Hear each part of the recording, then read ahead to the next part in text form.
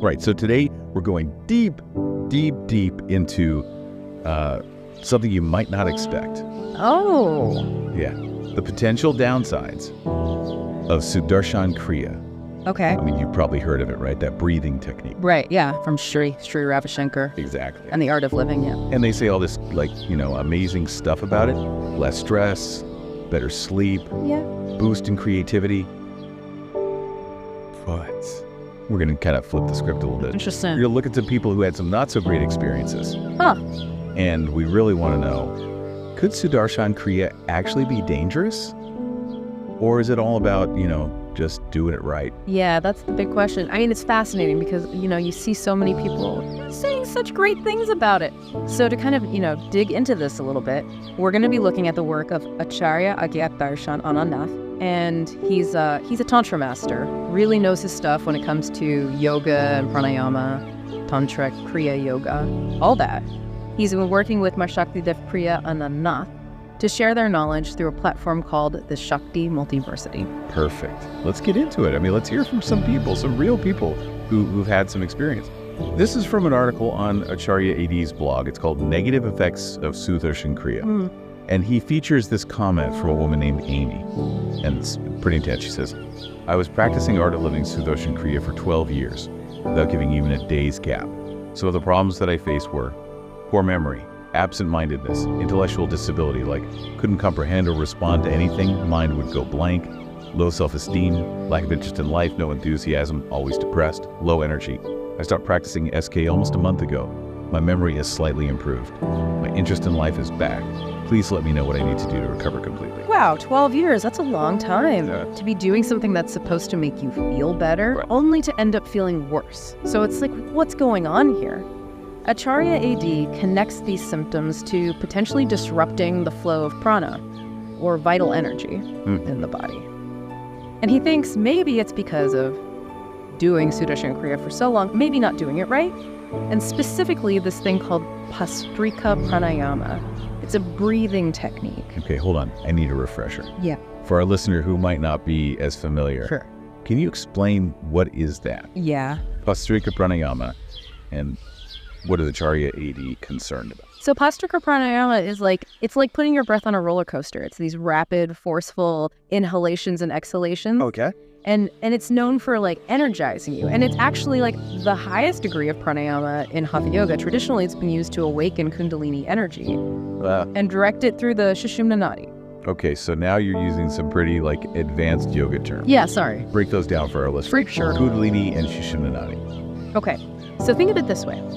Kundalini, it's this dormant energy that's coiled at the base of your spine, like a sleeping serpent. Okay. And when it's awakened, it rises up through the central energy channel in your body, and it's called the Sushumna Nadi. Got it. Nadis, you can think of them as a network of channels, energy channels, that weave throughout your entire body, sort of like your circulatory system. But for prana... So Pastrika Pranayama is shaking things up. Yeah, exactly. You got an energy system. But if it's, so advanced... Right. What's the problem? Where does the harm come in? Yeah, so Acharya AD thinks that just like you wouldn't go from couch potato to marathon runner overnight, you shouldn't jump into intense pranayama practices without preparing. Right. So he thinks that doing something as powerful as Pastrika without sort of first purifying and strengthening those energy channels, it can be like forcing a ton of water through a narrow, rusty pipe. Okay, so what does he recommend then? Well, he really emphasizes Nadashodhan as a foundational practice before you attempt anything like Pastrika Pranayama. Nadashodhan, that's a new one. Yeah. I'm guessing it's got something to do with cleaning those pipes. Yeah, you got it. But can you explain it for our listener? Yeah. And even for people who might already know a bit about yoga, can you go a little deeper? Yeah. Nadashodhan basically means channel cleansing. And it's a type of alternate nostril breathing. It helps to purify and balance the flow of prana throughout your whole system. Okay. And you see the nadis, they can get blocked or congested over time because of stress, unhealthy habits, just the accumulation of daily life, right? Yeah. And those blockages can really impede the flow of prana. And that can lead to all kinds of imbalances. So it's like prepping the system. Yeah. It's really fascinating because this ancient practice is actually being backed up by science now. Research is showing that alternate nostril breathing can actually influence your autonomic nervous system. And that helps regulate things like your heart rate, blood pressure, even brainwave activity. Wow. So it's not just like this woo-woo thing. No, not at all. It's got some science. Yeah. Okay, so Acharya AD is saying that, Amy. Right. She did Sudarshan Kriya for a long time. Yeah. Which includes this intense Pastrika pranayama. And that could have messed up her energy flow. Exactly. Because she didn't do this Nadi Shuddha to prepare. Yeah. Like she went straight to the marathon. Yeah, she skipped the warm-up big time. Without training. And there are all kinds of pranayama, right? Yeah, lots of different stuff. Some are gentler, more accessible Oh, yeah. than Pastrika. For sure. This actually reminds me of another comment Okay. from the blog. Yeah. This person's name is Newbie, and they say, "Hi, thanks AD for having posted this article. I was looking for answers about GSK as I recently did a 3-day short course on it. The second day, I had a strong fainting feeling after I completed the Kriya and had to sit up. I also felt negative and low all evening. The third day was a little depressed. I stopped the Kriya and started it after a few days. I started to feel depressed and negative all over again. I also got impatient and nasty at times. I felt like crying in the evenings. I do drink over 2 liters of water a day, which they say is necessary while one practices. I'm in a worse kind of state, and after the Kriya, my hand shivers for a good 5 minutes. After reading your article, I'm glad I am not the only one. It was a big mistake to have done the Art of Living course. It didn't work for me. God bless you." So this person did the course. Right. And is saying they had... Intense reaction. Yeah, like right away. Right away, yeah. And they specifically say that they were drinking the 2 liters of water Right. a day, Yeah, which they tell you to do. which is what they tell you to do. Yeah. So maybe hydration isn't the only thing? Yeah, it seems like maybe, even a short amount of time doing Sudarshan Kriya could be too much for some people. Yeah. Especially, if you're not prepared, like with Nadi Shuddha. Right. Okay. Now this next comment is from Amit Chauhan. Okay. And they write, "Hello, sir. I am having the same issues as asked by the questioner. I want to know that can I take ashwagandha risht in place of the Brahmi herb? And if yes, then for how long? Thank you." So what do you think? Oh, that's interesting because he's thinking about how to address these issues using Ayurveda, Right. using herbs. Yeah. Now, both Brahmi and ashwagandha risht are amazing herbs, but they have different strengths. Okay. Brahmi is known for calming and memory enhancing effects, which might be helpful for someone like Amy, who's dealing with brain fog, emotional distress, that kind of thing. Right. Ashwagandha risht is more of a general tonic Yeah. and adaptogen, so it supports your body's ability to deal with stress. So it's like choosing the right tool. For the job. Yeah. Exactly. Okay, so if you're dealing with those kinds of things like Amy described, Brahmi might be better than ashwagandha risht. Right. Yeah. It's about understanding Yeah. the properties of each herb and how they can support your body. Okay, so let's go back to Acharya AD. What's his response? I mean, he seems pretty firm in his stance that Oh, yes. you shouldn't do Sudarshan Kriya without this preparation. Yeah, he's definitely not holding back. He's really concerned about people getting hurt if you're doing these powerful techniques Yeah. without the foundation. In fact, he even recommends specific exercises and diet changes and Brahmi to help Amy recover. So let's talk about those. What are those exercises and how do they help?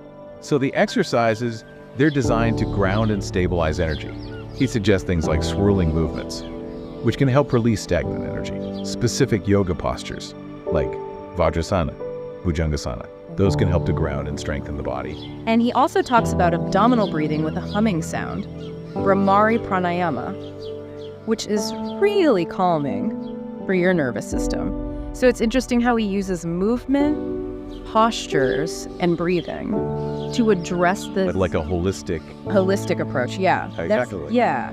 He's looking beyond just the physical symptoms, Right. trying to address those deeper energy imbalances and really emphasizing a personalized approach. It's fascinating. I mean, it's interesting. Yeah. But, we also have to remember that there are people who say great things Oh, yeah. about Sudarshan Kriya. Lots of them. And there's research, too, Right. that backs up some Yeah. of the claims. So how do we reconcile this? Like, we have these people saying it's bad, Right. and then all these people say it's good. Right. And then we have research saying it's good. Yeah. I mean, it's a real head scratcher. Right. It is. But I think what we have to remember is that the research studies often look at average effects across a whole group of people. So they might not be showing the full range of individual responses, especially for people who have these bad experiences. So it's kind of like, those drug commercials where they list all the side effects? Oh, yeah. And some of them sound worse than what they're trying to treat? Yeah, totally. You never know how you're going to react until you try it. Exactly. Yeah, and it really highlights that with any powerful technique, right? Whether it's medication, exercise, or an energy practice, there's always the potential for good and bad, and different people will respond differently. So if someone's thinking about trying Sudarshan Kriya, how do they reduce the risk? Yeah, that's a great question. Yeah. That's where Acharya AD's point about personalized guidance and qualified teachers really comes in. Because it's not enough to just, watch a YouTube video or read a book and think you got it. Having a qualified teacher who can assess your needs, guide you, and help you deal with any challenges, that's super important. Yeah. It's like the difference between trying to learn to swim from a book versus having a swim instructor. Yeah, exactly. One is much riskier. Way riskier. Yeah, a good teacher can, see your mistakes, correct your form, make sure you're not pushing yourself too hard. Right. And they can even offer modifications or different practices that might be more suitable for you. This makes me wonder about the teachers. Yeah. Who are leading these Sudarshan Kriya courses. Right. Are they, equipped to handle these energetic issues that Acharya AD is talking about? That's the million-dollar question. And, honestly, each person needs to figure that out for themselves. Yeah. Do your research. Make sure you feel confident in the teacher's expertise and experience. Yeah, it's like choosing a surgeon. You're not going to go to someone who just watched a YouTube video on how to do surgery. Exactly. You want someone with, a track record. Yeah. You want to feel good about their knowledge and experience. Yeah. Okay, let's shift gears a little bit and talk about alternatives, because even though we're talking about downsides, we're not saying, this is the only way to go. No, not at all. One commenter, No Man, asked, where do you take classes? Would love to join so I can have an alternative SDK. So what are some other things that people can try? That's great that they're seeking alternatives. It shows that there are lots of different ways to reach your goals. And Acharya AD, instead of offering a replacement, he suggests paths that focus on a more gradual and personalized approch to spiritual development. Okay. He specifically mentions the Tao of Creation and Tattva Shakti Vigyan. Can you tell us a little bit about those? Yeah. So both of these paths, they emphasize a step-by-step process of self-discovery and spiritual evolution, where the practices are tailored to you, to your needs. Yeah. They incorporate yoga, tantra, meditation, energy work, but they focus on building a solid foundation and progressing at a pace that feels good for you. So it's not about pushing yourself to achieve some outcome. It's more about honoring your own journey, your own pace. So you're not trying to force it. No, exactly. And it really speaks to finding a teacher or a path that aligns with your values. I love that saying. It's not about finding the best path. It's about finding the right path for you. That's it. Yeah. Yeah. And it's so important when you're exploring these practices. Yeah. I mean, it really is. This brings to mind another comment from Chavi Methi, who actually had a very different view of Sudarshan Kriya. They say, after reading all of you, Sudarshan Kriya is indeed beautiful. It gives you a way out. What becomes better, you don't know. But something like perception, the way you take life changes. I don't get ill thanks to this beautiful exercise. And as far as art of living is concerned, it's a perfect combo of Soa, Dhyan, and Satsang, not too much. So it's easy to practice. Yeah, Chavi Methi's experience, it's just a beautiful reminder that these practices can be really transformative and beneficial for lots of people. And it really highlights that subjective nature of these experiences. Right. Yeah. What feels liberating to one person might feel overwhelming to another. Right. Yeah. So again, there's no right or wrong. It's about finding what works for you. Exactly. And that requires self-awareness, discernment, and being willing to experiment a little bit. Yeah. Speaking of individual experiences, I'm reminded of Kachak Ishi, who wrote, I practiced 2 times into basic course of art of living. What I am experiencing after 1 month now, my mind is kind of paralyzed. In the sense I could not take any decision quickly. My mind becomes weak. My life became so dull. I'm experiencing a very different life, please help me out, a quick response will be appreciated. Kanjak Ishi's experience, it's concerning, Yeah. right? Because it really highlights the impact that these practices can have on your cognitive function, decision making, right? It reminds us that we're working with powerful energies here. We need to approach them with respect and caution. Madhav Priya actually responded and gave some advice. They suggested things like eating healthy foods, getting moderate exercise, and staying away from intoxicants to help the body kind of, reset. That's a great starting point. It's all about creating that supportive environment for your body to heal and re-regulate itself. And sometimes those simple things can make all the difference. Yeah. It's a reminder that we have, a lot of agency in our own well-being. Yeah. And we can support ourselves by making choices that nourish our bodies and our minds and our spirits. Yeah, for sure. And Madhav Priya also kind of echoed what Acharya AD said before about finding what works for you. Experimenting, listening to your body, being willing to adjust your approach if you need to. So, bottom line, what can you do if you had a negative experience with Sudarshan Kriya or, any other kind of energy practice? The first thing is to stop the practice that's causing you distress. I mean, it's like if you were lifting weights. Right. And you felt a sharp pain, you wouldn't just keep going. Right. You'd stop. Yeah, you'd stop, you'd assess. You might even go see a physical therapist. Figure out what's wrong. So same with energy practices. Your body's telling you something's not right. So step back. Right. And would you recommend getting professional help? Absolutely. Yeah, if things are really bad. Or if you just don't know what to do. Talking to a doctor or the therapist or an energy healer. That can be super helpful. Yeah. It's a reminder that you're not alone. No. And there are people who can help. Exactly. And it's all about empowering yourself to take charge of your well-being and seeking out the right support. I think this is a good place to stop for now. This has been fascinating. Yeah. We've heard from people about both sides of Sudarshan Kriya, the good, the bad. We've talked about the science, the energetics. Yeah. And finding a qualified teacher. Yeah. Right. It's been a great conversation. It has. Yeah. And, while we've been exploring the potential downsides here, we're not trying to say that it's bad. Right. Or to discourage people from trying it. Our goal is to be balanced. Right. To make people aware of the risks and the benefits so you can make informed choices. Because at the end of the day, these practices, when done correctly, with guidance, they can be amazing tools for healing and transformation. So key takeaway, I think, is personalization is so important. I mean, just because it works for someone doesn't mean it's going to work for you. Right. And we're all different. Different bodies, different energy. Yeah. Different needs, different paths. Yeah. It's about finding what works for you, what feels safe, what helps you move towards well-being and wholeness. And I think another key takeaway is getting guidance. Oh, yeah, definitely. Finding a teacher you trust. Yeah. Who has experience. Yeah. And who can support you in a way that feels good. Yeah, it's not just about the technique.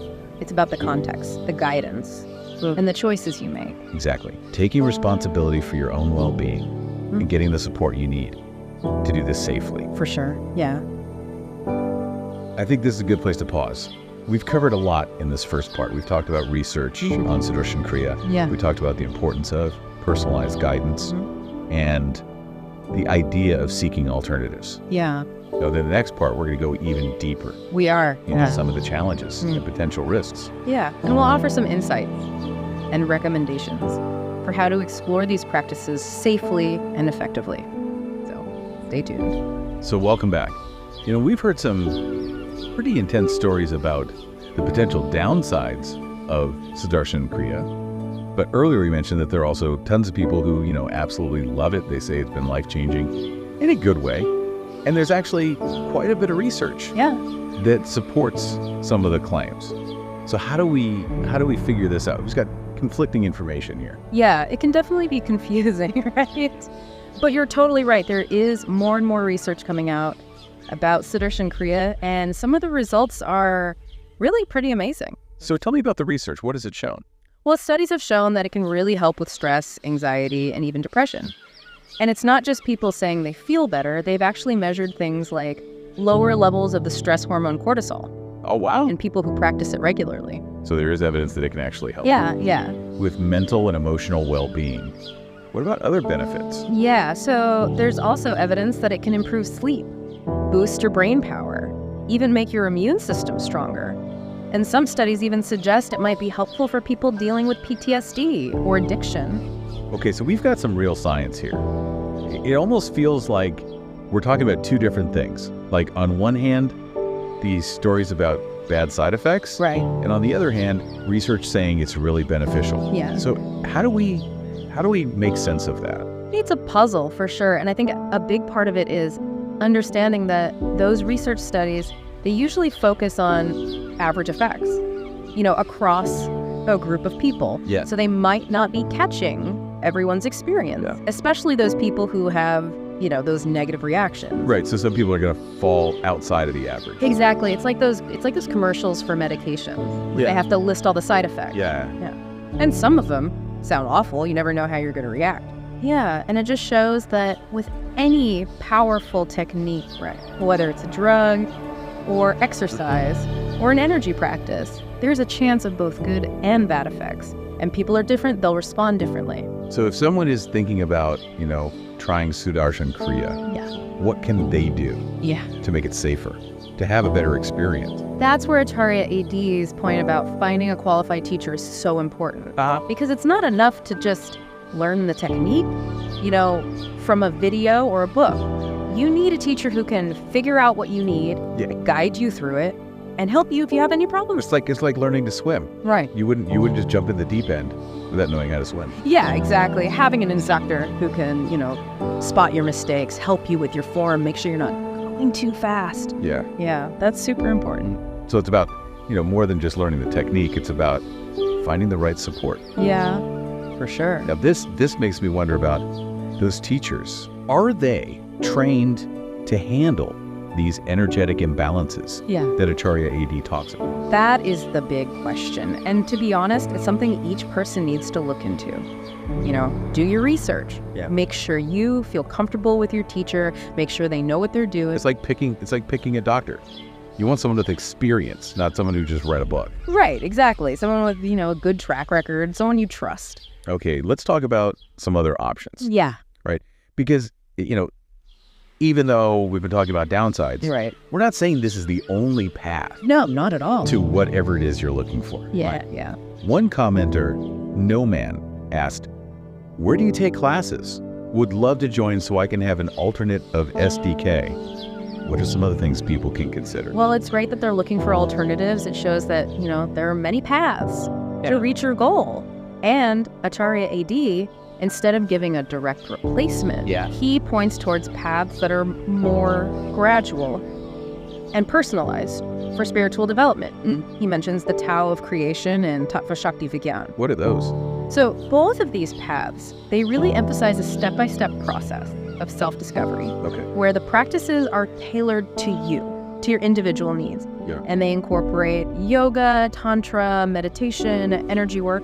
But the focus is on building a solid foundation and going at a pace that feels right for you. So it's not about pushing yourself to achieve some specific result. It's more about, honoring your own journey at your own speed. So you're not trying to force anything. No, exactly. And it really highlights the importance of finding a teacher or a path that you connect with that aligns with your values. Right, the right path for you. Exactly. Not necessarily the best path, but the right path for you. Exactly. This reminds me of a comment from Chavi Methi, who actually had a completely different take on Sudarshan Kriya. And they wrote, "After reading all of you, Sudarshan Kriya is indeed beautiful. It gives you a way out. What becomes better you don't know. But something like perception, the way you take life, changes. I don't get ill thanks to this beautiful exercise. Yeah. And as far as art of living is concerned, it's a perfect combo of sowa, tan, and satsang. Not too much, so it's easy to practice." Chavi Methi's experience, it's a good reminder that these practices, they can be very powerful and helpful for many people. Right. And it also highlights that subjective nature of these experiences, What feels liberating to one person might feel overwhelming to someone else. And so again, there's no right or wrong. It's about finding what works for you. Exactly. And that takes self-awareness, and being willing to experiment a little bit. And knowing yourself. This makes me think of Kanchak Ishi, who said, "I practiced 2 times in the basic course of art of living. what I am experiencing after 1 month now. My mind is kind of paralyzed. In sense, I could not take any decision quickly. My mind becomes weak. My life became so dull. I'm experiencing a very different life. Please help me out. A quick response will be appreciated. Wow, that's definitely a concerning experience, and it shows how these practices can really affect us. Our ability to think, to make decisions. Yeah. It's a reminder that we're messing with powerful forces. Right. And, we need to be careful. We need to respect that. And Priya actually responded Oh, wow. and gave Kanchakechi some pretty simple advice. Just eat healthy, get exercise, Okay. stay away from drugs and alcohol Yeah. to help the body recover. That's a great starting point. It's really about supporting your body, Yeah. giving it what it needs to heal and rebalance. And sometimes those simple things Yeah, can make a big difference. absolutely. So it's a reminder that we have the power to influence our well-being, Yeah. to make choices Yeah. that will nourish us. Yeah, and Priya also echoed Acharya AD's advice about finding what works for you, being willing to experiment. And most importantly, listen to your body. Be willing to change what you're doing if it's not working. So bottom line, what should someone do if they've had a bad experience with Sudarshan Kriya or any energy work? The first thing is stop. Yeah. Whatever you're doing that's causing you problems, it's like if you were lifting weights and you hurt yourself, Right, you wouldn't keep, you wouldn't just keep going, you'd stop. you'd stop, you'd reassess. Yeah. You might even go see a physical therapist Right, to figure out what's going on. right. So the same thing applies to these energy practices. If you're having negative effects, your body is trying to tell you something. So listen to it. Take a break. Step back, read. Yeah, and if it's really bad or you don't know what to do, see a professional. A doctor, therapist, an energy healer. Right, you're not alone. No, not at all. There are people who can help. And it's all about, taking care of yourself Yeah, and knowing when to ask for help. exactly. I think this is a good place to pause. This has been such a fascinating conversation. It's been great to talk about Sudarshan Kriya and hear from people who have had both good and bad experiences. We've talked about the research, the energy, and how important it is to find a qualified teacher. Yeah, it's been a really great conversation. It has. And, even though we focused on some of the downsides, Right. we're not saying that it's a bad practice. No, not at all. We're just trying to, offer a balanced perspective to make sure people are aware of the risks and benefits so they can decide what's right for them. Because ultimately, these techniques, when they're practiced correctly, it can be powerful for healing and transformation. So one of the biggest takeaways, I think, is it's all about personalization. Yeah. Just because it works for someone doesn't mean it's going to work for everyone. Yeah. We're all different. We have different bodies, different energy, different needs. Different paths. Yeah. It's about finding what works for you, what feels right. Yeah. What feels safe and what helps you move towards greater well-being and wholeness. And another key takeaway is, getting guidance. Yes. Finding a teacher that you trust, Yeah. who has experience and who can support you. Yeah. So it's more than just the practice, it's the support, the environment. Yeah, exactly. The choices you make. Taking responsibility for your own well-being and finding the support you need to do this safely and effectively. Absolutely. So I think this is a great place to pause. Yeah. We've covered a lot in this second part. We talked about the research on Sudarshan Kriya, personalized guidance, Yeah. and the idea of seeking alternatives. Yeah, a lot of good stuff. Yeah, lots of good stuff. Yeah. And in the final part, we're going to delve into the challenges and potential risks. We'll share some insights and recommendations for safe and effective exploration. So stay with us. Welcome back. We're in the final part now of our deep dive into Sudarshan Kriya. And we've heard from people about both the positives and negatives. We've looked at the research. We've talked about the importance of good teachers and finding what works for you. But in this last part, I really want to get into the nitty-gritty of what could be happening energetically when things go wrong. That's a great question. And I think understanding the energetics can really help make sense of all these different experiences that people are reporting. So remember, Acharya ADs focus on prana. Right, that vital life force energy. Yeah, exactly. Well, he believes that disrupting this prana is at the root of a lot of these negative effects. Okay, so we're not just talking about physical stuff or emotions, but something deeper, like in our energy system. Right, exactly. But how could breathing, how could that mess up your prana? Yeah, that's a good question. And it really shows how powerful these practices can be. You see, in yoga, prana is like the force behind everything. Our physical health, our mental and emotional states, even our spiritual well-being. It flows through these channels called nadis, which we talked about before. And certain pranayama techniques can either make that flow better or worse. It depends on how they're practiced and how prepared you are. This reminds me of Arun, who said he had bad cramps during his Sudarshan Kriya practice. Could that be from messed up prana? It's definitely possible. In yoga, if there's a blockage or imbalance in the flow of prana, it can show up as physical discomfort, pain, stiffness, even spasms. It's like those energy channels get kinked up and the prana can't flow smoothly. Like a hose with a knot in it. Exactly. All that pressure builds up. Yeah. So how do we avoid creating those energy blocks? Well, this is where Acharya AD really stresses Nadi Shodhan, that alternate nostril breathing we talked about. He says it's super important to prepare the energy channels with that before doing any intense pranayama, especially something like Sudarshan Kriya with that powerful Bhastrika. So it's like clearing the path for the prana to flow smoothly. Yeah, exactly. Make sure those pipes are clean and clear before you turn up the pressure. And without that preparation, he thinks these intense practices can cause more harm than good, more disruption than balance in your energy system. You know, it's like trying to race a car on a dirt road. You might be able to push it for a while, but something's going to break down eventually. Yeah, great analogy. And it seems like that breakdown could show up in lots of ways. Absolutely. Not just physical symptoms, but like mental and emotional stuff too. Exactly. Think about Amit Chauhan, who had anxiety, hair loss, fatigue after practicing Sudarshan Kriya. These could all be signs of an energy imbalance. So it's not just breathing deeply, it's understanding how it affects us at a deeper level. Yeah, for sure. And that's another reason why having a good teacher is so important. They can help you understand your own energy, assess if you're ready for certain practices, and guide you in a way that is safe and effective. Now remember Ajay, who developed ulcerative colitis. Yeah. They asked, could you please advise me what sort of yoga should I do? That's tough. I can't really give specific advice without knowing more about Ajay's situation. Yeah. I mean, complex conditions like that can have many causes. It wouldn't be right to say that yoga alone is the answer. So what would you recommend? Well, first I would say, talk to a doctor. Address the physical condition. Makes sense. And then, if they want to try yoga, I'd suggest finding a yoga therapist who can figure out what they need and create a personalized plan. That's safe. It's not just doing random poses from a book. It's about finding a practice that supports their body and their healing process. So a holistic approach that considers both the physical and the energetic is probably best. Absolutely. And it's really important to remember that healing is a process, and it's different for everyone. There's no quick fix. There's no one-size-fits-all solution. It's about finding what works for you, paying attention to your body, and being patient. We've covered a lot in this deep dive.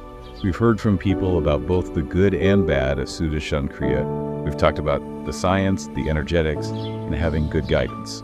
So as we wrap up, what are some key takeaways you want to leave with our listeners? I think the biggest thing is that knowledge is power. The more you understand about these practices, the better you can decide what's right for you.